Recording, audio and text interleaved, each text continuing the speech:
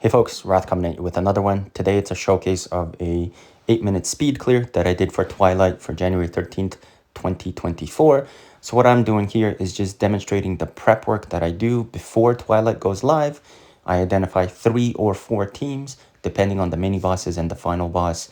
And then I also identify a team that's going to clear the waves. So the first one there that you saw was my energy-based team that I used to clear waves. The second one here is the one that I'm going to use for the boss 7. Notice that I'm putting Daniel here. TLDR, a little birdie told me that Daniel on the Vanguard team, or rather the Vanguard mini-boss, does exceptionally well. And then the tank team you saw appropriately there with a couple of energy heroes. So just jumping right into the wave clear, I've made a video about this in the past, but just for those of you who have not seen this before, I use this energy-based team to clear all the stages that are not mini-bosses in roughly 8 to 10 seconds. And so we've got Jaina, Corollas, Nord, Rez, and Puranesaki. Depending on who needs the additional boost from Rez, sometimes it's Nord, because I don't want him to die. Sometimes it's Jaina, and a lot of times it's Zeus or Corollas. Very, very straightforward. I would say just keep an eye on who's taking damage, and most of the time it is Nord, right? So because he's your frontline hero unit, he's going to be absorbing the bulk of that. As long as you have an ultimate ready for him to pop off, or as long as you have Rez to feed into his ultimate, he should not die at all. And then you'll notice that I'm specifically selecting teams that are favorable for this composition. So those would be the Vanguard team that you see. Those would be the Summoner or energy-based teams here that you see. So straightforward, I would say. Okay, jumping into the first mini-boss. So as you saw me in the beginning, I do have a team lined up and ready to go. We've got Pandemonium here, Teresh, both in crit-based gear with as much accuracy as possible on Panda, and then using Jaina and Nord accordingly. I could technically use Corollas here as well, but Jaina's a bit more evolved, and I think she squeezes just a little bit more damage for me here.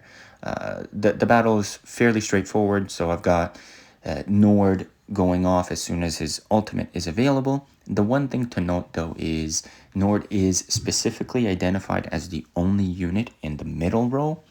That's because the tank heroes here aggro and charge into the middle row units. So if you've got Nord, you can use him as bait and then push them away, like I did here, away from Puranesaki and away from Jaina.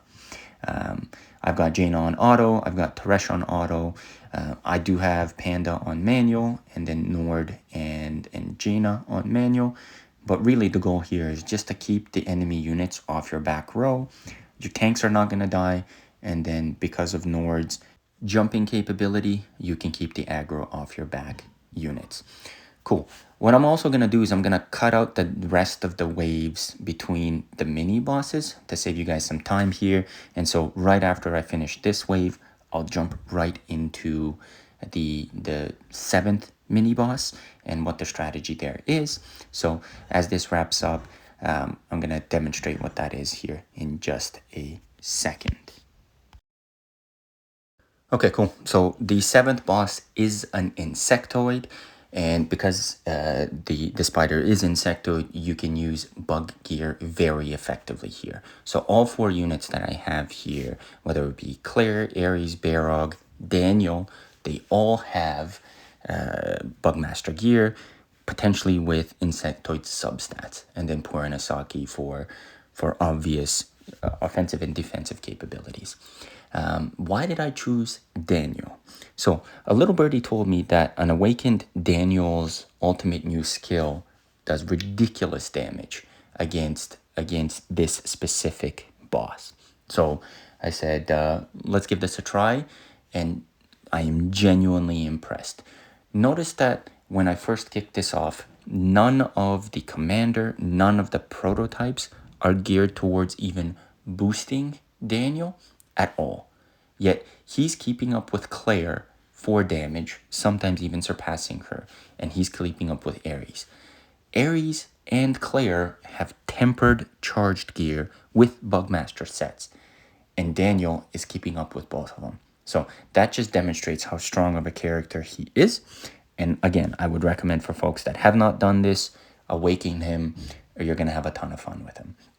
In terms of strategy here, Puranasaki's on auto, everybody else is on manual, and I'm really just trying to get all of the spiderlings and the boss with their ultimates. I do miss 1 or 2 of the little spiderlings. Hold on, can't talk for a second there. It's because I'm playing on mobile. I've played the entirety of this game on mobile. So fairly straightforward. I would say use Daniel if you have not used him for this stage. And for folks who are wondering, he's fantastic here. Cool, let's jump on to the last boss. So the last boss is a Hunter Bond, Hunter based with 2 mini unicorns. I decided to use an energy team here. In fact, I decided to use the team that I use for wave clear. Nothing exceptional here. Basically the same strategy that I've been using to wave clear. So really just boosting Corollas and Jaina with res. Isaki's on auto. This resulted in a 8-minute speed clear. So hopefully this helped you guys out. Again, the real big difference here was on 7 using Daniel in his awakened form. Otherwise, nothing different from the previous Twilights. I am a little bit disappointed. I thought they were going to use total time to clear instead of first to clear that they did identify in some of their patch notes. Maybe those changes weren't happening this time, but next time. Anyway, good luck on your Twilights. I'll catch you guys on the next one. Peace.